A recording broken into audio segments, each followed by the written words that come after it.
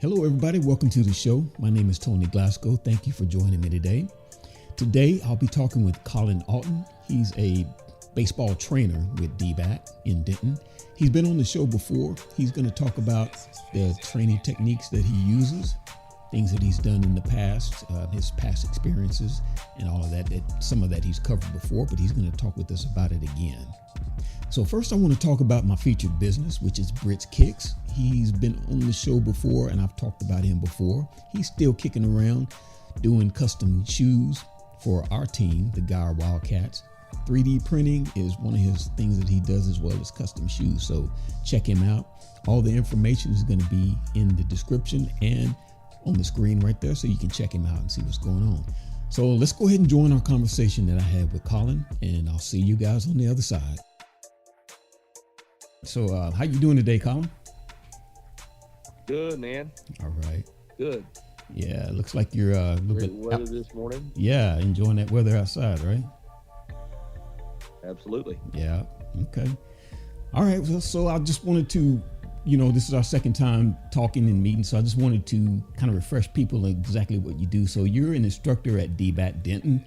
How long have you been working with them? 10 years. Wow. Okay. Since we opened in 2015. All right. And Scott Crazy Harp. it's been that long. Yeah, Scott Harp is the owner and one of your coaches from college, right? Can you kind of run that down a little bit, just kind of briefly, just remind everybody? Yeah. When I was coming out of high school, didn't know exactly what I wanted to do college-wise. I had some opportunities to go play football. Mm-hmm. But I really wanted to play baseball, and I had a best friend that was committed to North Central, and this was Scott Harp's first year. Mm-hmm. And I ended up getting on a summer team who my pitching coach ended up taking the assistant job with Scott and took me with him. But I ended up walking on there my first year, and I was the only player on the roster that Scott didn't recruit, mm-hmm. which is interesting. Yeah. But I played for him for 2 years, and we ended up having a pretty good relationship and kept in touch with him through the years when I was coaching college baseball. And I called him a couple times trying to schedule games, and it's never worked out, but we always kept in touch. And I sent him a couple players later on, and then one day he decided to retire and open DBat, mm-hmm. and he called me kind of out of the blue asking if I knew anybody who would want to come work out there. And I just said, well, that's interesting that you call right now, because I think I'd like to do that. Yeah. And so you were at a place in your career where you were ready to move on and just start instructing and just sharing your knowledge. Yeah, I coached college baseball for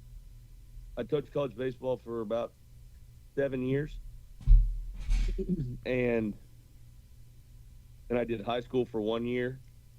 Didn't enjoy that as much.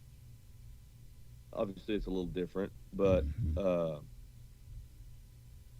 Yeah, and then just the timing was perfect. Yeah. I wanted to stay in baseball. That's all I've ever done pretty much my whole life. And this was a good opportunity, and it started off as something I thought would probably be a part-time thing and turned into my full-time job. Yeah. Okay. All right. So kind of run down exactly what you go over with some of your players that you coach and you train there.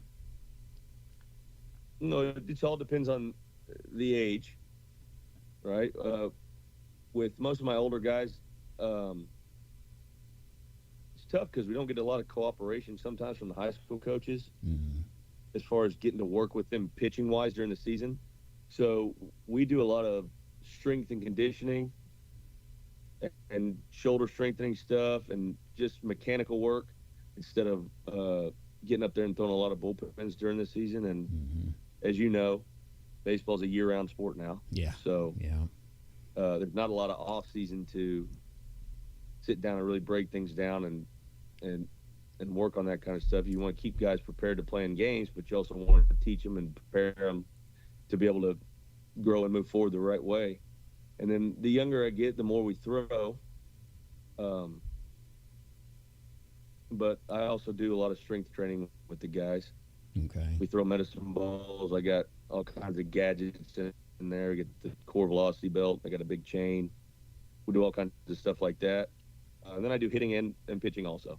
Okay. With the cooperation that you mentioned, the lack of cooperation, is that just because of trying to keep the pitching numbers down throughout the week, throughout the season, or what is the Yeah, issue yeah. there? Well, I would assume that's mostly what it is, because the high school the schedule is you might have a rain out, or maybe the kid's a reliever, and you don't know what day he's going to throw, and then obviously as the high school coach, you don't want the kid to have had a lesson the night before where he really taxed his arm, and then you're going to go on count on the next day. And so I say lack of cooperation. I understand it, but at the same time, I've always thought, man, if I could just like explain to those guys that if I can do, there's plenty of stuff we can do, and that I do that doesn't wear the guy out. And the problem is, you don't get any one-on-one training from your high school coaches, not because they don't want to do it or they can't do it, it's because they got however many kids in their program. Sometimes some of those big schools have over 100 kids in their program through the freshman all the way up. And so they just don't have time to work with the kids and develop them, pitch them wise. And so I think it would be a good compliment if we could work it out to where, hey, this is the schedule. You can do this on this day. And then maybe some of those older guys could get a little bit more work in. But it is what it is, and it's not different for anybody else. So it's not like they're at a disadvantage with other guys getting this work and these guys aren't. Just think you could probably maximize it a little bit better. Right. Well, it's pretty much the same across all sports because there's limited time on the field and limited time to get, the plan together that's going to go for the next week. So it's pretty much all sports, and it's pretty much going to where you have to have some type of outside training. So it's understandable, it's good for you guys, as far as that goes. Yeah, I mean, it's great. We, like I said, baseball's a year-round sport, and it started off to where I'd have this month be really busy, and then these months would be slow, and then now it's gotten to the point where probably also because I offer a lot of things outside of throwing, where it's stayed pretty busy year-round. Yeah, okay. So did you keep up much with the high school playoffs that's going on? Have you been keeping up with it and seeing what's going on? Yeah, I've got a couple guys this year who are playing on the varsity teams around the area. And I always said probably within a 20-mile radius, 30 miles of our facility, I would say is the best high school baseball in the country. Yeah, that's true. Man, there's a lot of talent. Marcus Geyer, Flower Mound, South Lake, all those schools right around there. Pretty good baseball, and you always see those teams making deep runs. I think Flower Mound won the state championship last year. Marcus, they're still in it. I don't know how far it is into it now, but and I've got some Marcus kids. I've got some Argyle kids, and Argyle's pretty powerful baseball school. And then I've got a couple Geyer guys as well. So I keep up with it a little bit. Yeah. Okay. As much as I can. Yeah.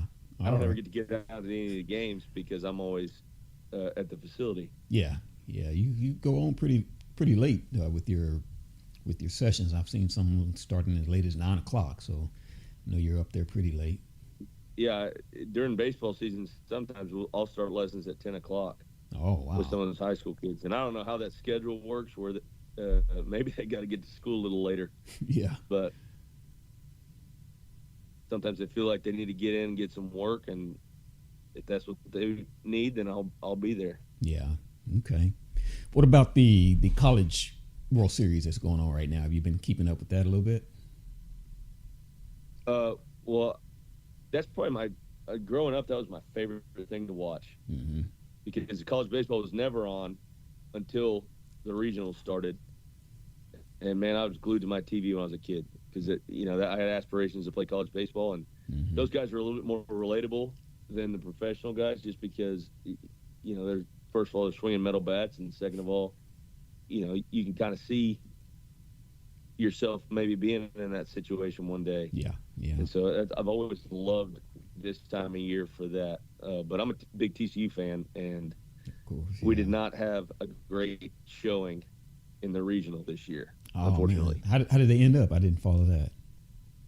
They lost their first two games. Oh no. They were a borderline host, meaning top 16 team, and they didn't end up getting a host.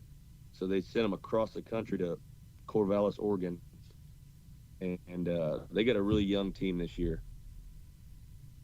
I think they start 5 freshmen, and then I'd say 60% of the arms that throw for them are freshmen, Wow. which is wild, That is, yeah, it's a huge percentage. especially in the transfer portal era. Mm-hmm. But so they had their ups and downs this year. Yeah. Are they utilizing the transfer portal as much as other teams are, or are they kind of slacked off on that? They have, but they just brought in a really big high school class with, I think it was like top 5 in the country. And so I think they kind of committed to the development process style, Right. rather than going heavy transfer portal. But they'll always take a couple guys. Yeah. You can't not. Yeah, at this time, because there's a lot of players, good players are going to be in there. Yeah, and if you're not utilizing that and everybody else is, that's probably not a good thing. Mm-hmm. In football, Clemson doesn't use the transfer portal. Mm. At least not much, and I think that's kind of hurt them the last couple of years. So I think, in college sports now, if you're not using that thing, then you're going to be at a disadvantage. Yeah. So let me ask you, since everything has changed since you've been in the coaching game, the collegiate level, what would your philosophy be now? Would you rely more heavily on recruits or walk-ons or the portal? Well, I think you have to have a healthy combination of all three of those. Mm-hmm. You got to have guys who have loyalty to your program and that are invested in what you're doing, and meaning you got to get those kids from high school and grow them up and develop them. But it's a hit or miss process recruiting, and you're going to miss on some of those guys. You're going to have to fill those holes somewhere. I think unfortunately, it's going to be a little tougher for the walk-ons because they're limiting the roster size. I think every sport, baseball and football for sure. Yeah. But they're also increasing the scholarships. So some of those guys that might have been walking before in baseball, at least, are going to be on scholarship. So that's going to be interesting to see how that plays out. But I mean, you miss on a guy, you got to go grab somebody from the portal. Sometimes those guys that got 2 years left are a little bit more valuable. Sometimes you got to use those one and done guys, but I think it's hard to build a complete team with just 1 year guys, or a complete team full of transfers. There's been some schools in the past couple of years that have went heavy in the transfer portal, and man, that roster looks good. And then you get to the fall or the spring in baseball or whatever, and who knows how they're going to mesh, and how much invested they are in the program, being that they're only there for 1 year. Mm-hmm. So that's a slippery slope sometimes. Yeah, yeah. So let me ask you also, since everything has changed, all things, portal, NIL has changed. Have you seen, I remember back in the day that there was a big deal of a high school player going, skipping college and going straight to the pros, actually the minor leagues, and then up to the pros. Have you seen a decline in that, or is it about the same? Yeah, I think, well, at the very least, if you're not a first round pick in baseball, with the NIL now, there's at least something to consider. Yeah. As far as, okay, monetarily, would this be better for me to sign a professional contract or to,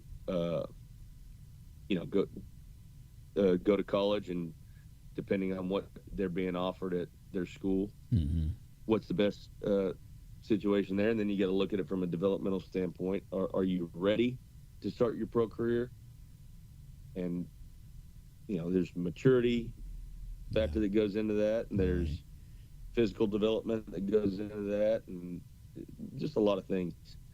But I definitely would say those high school kids that are getting picked in the later rounds now, I think are less likely to sign these days. Mm-hmm. And then on top of that, you see the kids, college kids, that are getting drafted. And if they're not going in the top 3 or 4 rounds, the school offers them equal or more to come back, play another year. I think you're seeing a lot more of that too. Yeah. So yeah, definitely kids staying in college longer, and more kids going to college. Yeah. And then you got the transfer portal. So it is a wild. It's wild out there. Yeah, I think it's better for them academically. If more are going to school, that's always a good thing. So I guess that would be better, because a lot of times, I don't know if you knew a lot of guys that did that, go from high school to the pros. If you don't do it immediately, it's harder to go back. When you get to be an adult, you're married with children and more responsibilities, it's harder to get back into school. So if they're going directly, that's definitely a little bit better. Yeah, it's definitely harder to go back. Right. But most teams will offer to pay for your school. Either you take classes in the off season and it gets paid for, or when you're done and it gets paid for. But like you said, life goes on. You start building a family and you got other obligations. It is definitely tougher to do later in life. But it's also hard to turn down that money sometimes. Yeah. And just the opportunity to live out a dream for some kids. That only comes up everyone. Not everybody gets that opportunity. Yeah, so you got to take it sometimes when it's there. Just go for it. Yeah.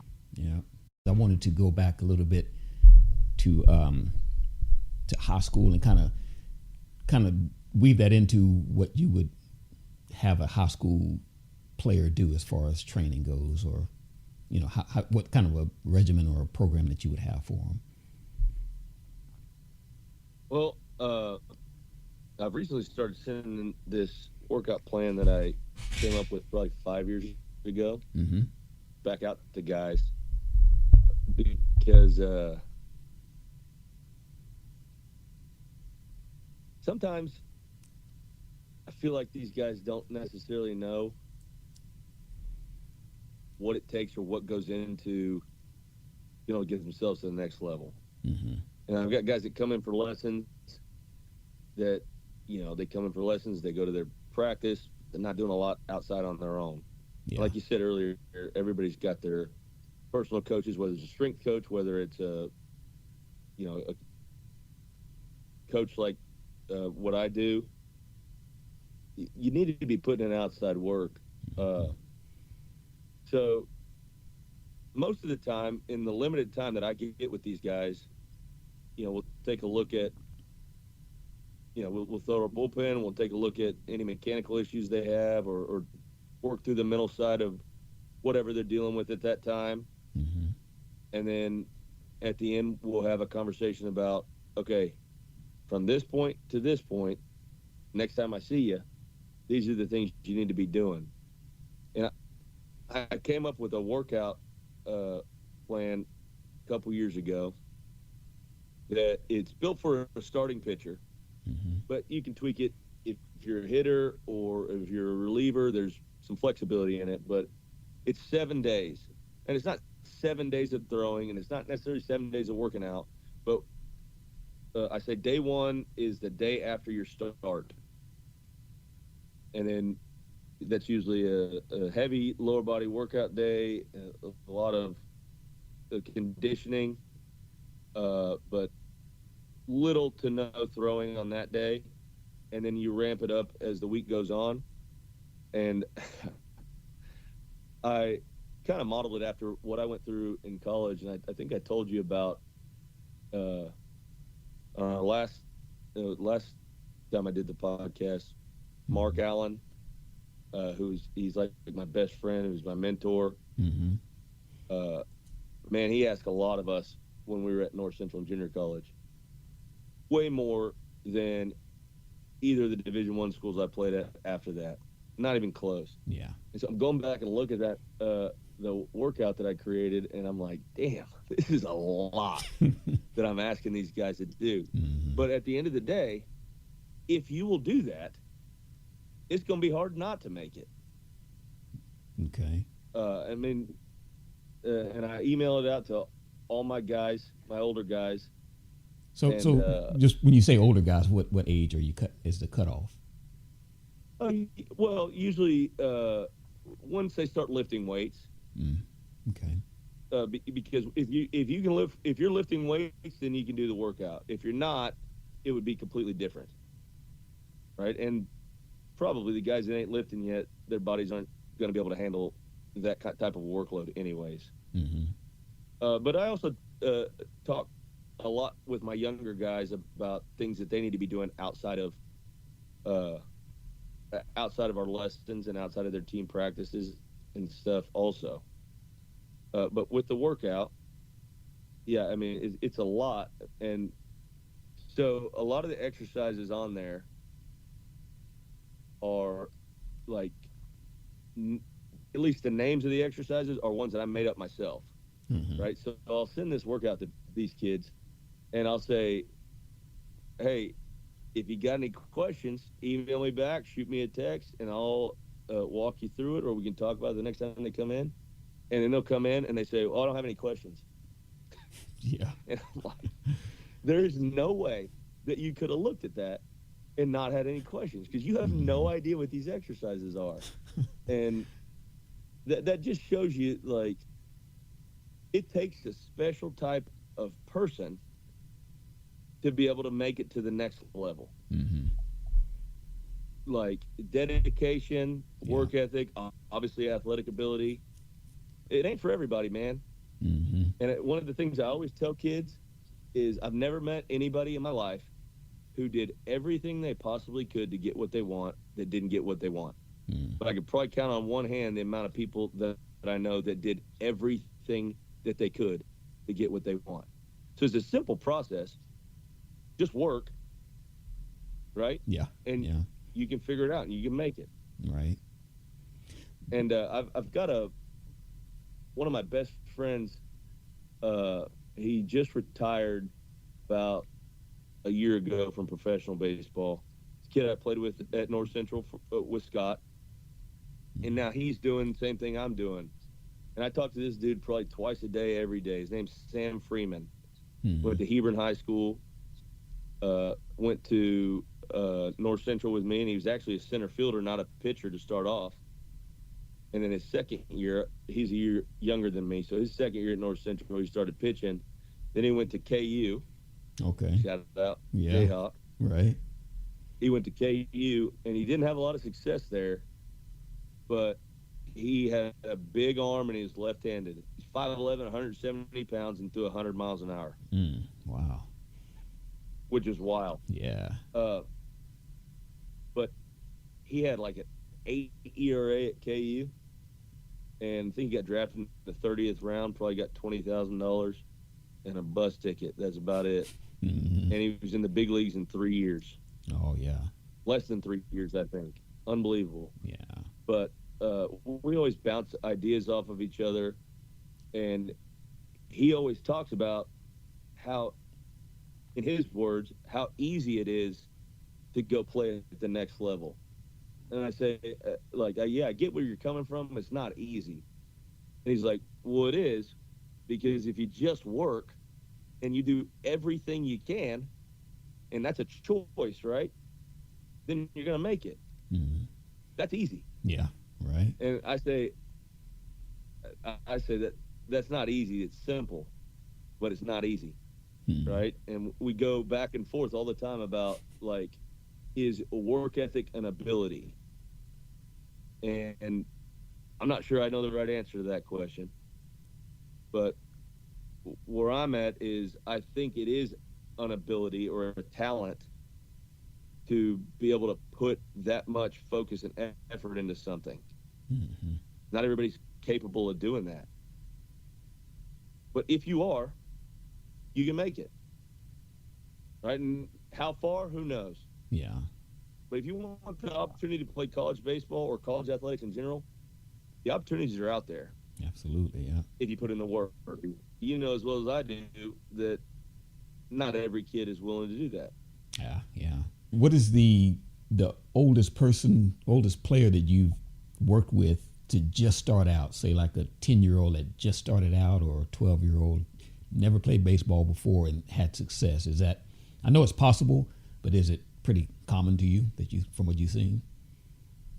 No, well, let me think about that for a second. I'm trying to think of all the guys who, 10 years, I've worked with a lot of kids. Mm-hmm. The oldest guy that just started out, I think that's definitely rare, because, and for this reason, I think that in order to be successful, you got to have a passion for it. Mm-hmm. And I think most of the time kids show a passion for it at an early age, if it's going to be there, right? Yeah, yeah. And so like, as far as like just starting out, I've not had a lot of kids probably past the age of 10, like that just started playing at that age, that had a ton of success. Mm-hmm. Because they kind of go into it as, oh, we'll see how this works out. It looks like it's fun. Yeah. But then, I'll explain to those guys, hey, you're behind the 8 ball a little bit, but if you want to do this, you can, but you have to do this, this, and this. Mm-hmm. And a lot of times those guys are like, oh, this looked fun, but I wasn't counting on that. Yeah, too much But when work. you get the kids started at a young age, they learn the work, they love the sport, and it's not so much of a big ask for them to do extra work, right? Mm-hmm. But I've had some high school kids that maybe didn't pitch a lot before they got to high school, and they're freshmen, and they got a good arm. And so this is kind of different than what you're asking, but it's kind of similar. They got a good arm, and they say, well, I want to start pitching. And then I'll tell them the same spiel I just gave right there, where, hey, you're behind the 8 ball, but if you do this, you can be successful. And I've had some of those guys that end up being pretty good pitchers. Mm-hmm. But a lot of that has to do with the fact that their arm's a little bit more fresh.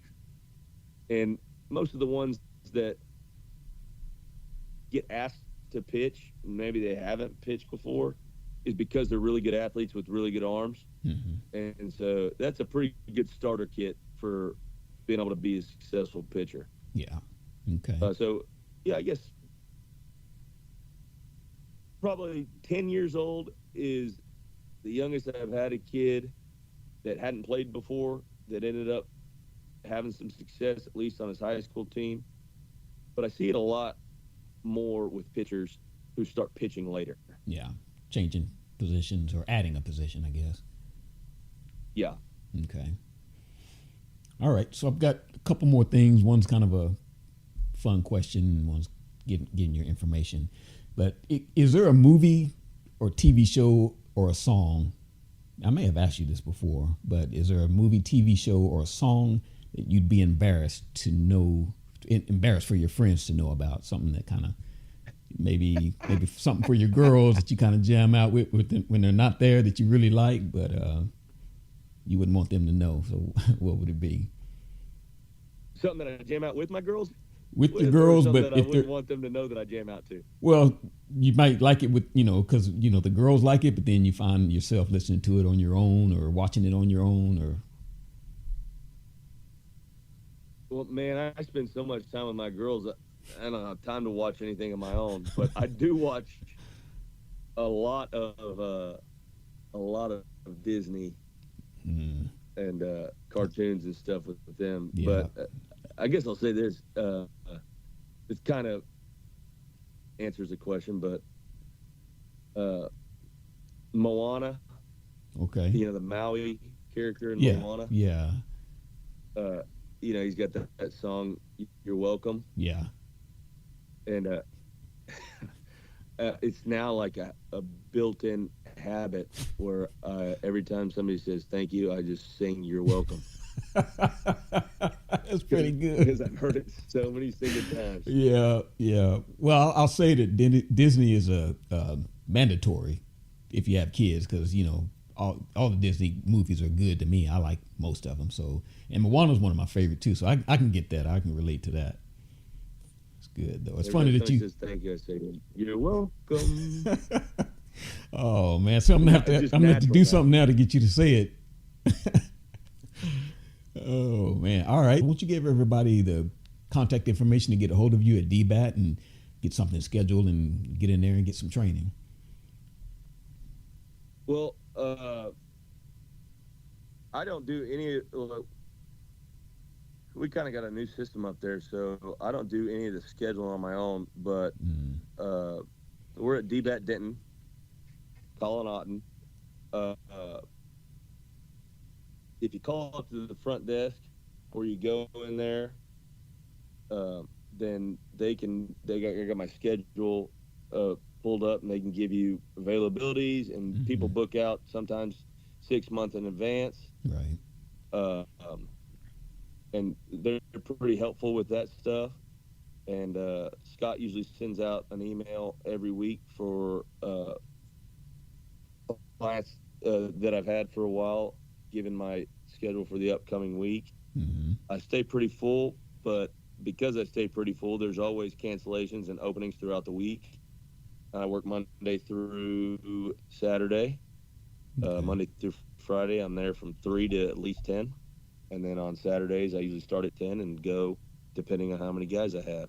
Yeah. And I recently, this last year, been nominated for it several times, but this last year I won the award for Instructor of the Year for DBat Southwest region, which is the biggest region for DBat in the country. I think there's 80 DBats in that region.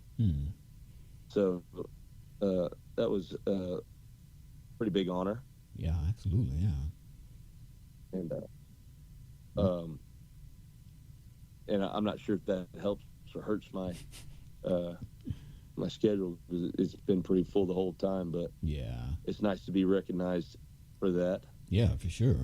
If you go to dbat.com and you schedule an appointment, then you can select Collin and see his availability then. So it's the same as going in, but a little bit easier. Yeah, I forgot about that part. Yeah. Like I said, I don't ever mess with that stuff. Yeah, that is fairly new. I used to be able to do it all on my own. But. Yeah. So it is, like you said, it is a fairly new system, so you may not have gotten in there, but that's, how I do it, how I schedule everything, and I need to go in there and schedule some more, matter of fact. So you'll be hearing from me on that. I'll have all your contact information and DBAT's contact information in the description so everyone can get a hold of you. So I appreciate you coming on, and thank you for taking your time. And we had some technical difficulties, but we fought through it and got everything going. So I appreciate it, and we'll talk to you later, man. Absolutely. Thank you, Tony. All right. Yes, sir. You have a good day. See ya. All right. All right, that was a great interview with Collin. I appreciate him coming on. Thank you very much. And I thank you for listening. If you want to get in touch with Collin at DBat, the information is going to be in the description below. And also information for Britz Kickz to get a hold of Steven and get your shoes, everything that you need 3D printed. He can do it for you. Till next time, we'll see y'all. Take it easy. Have a good night.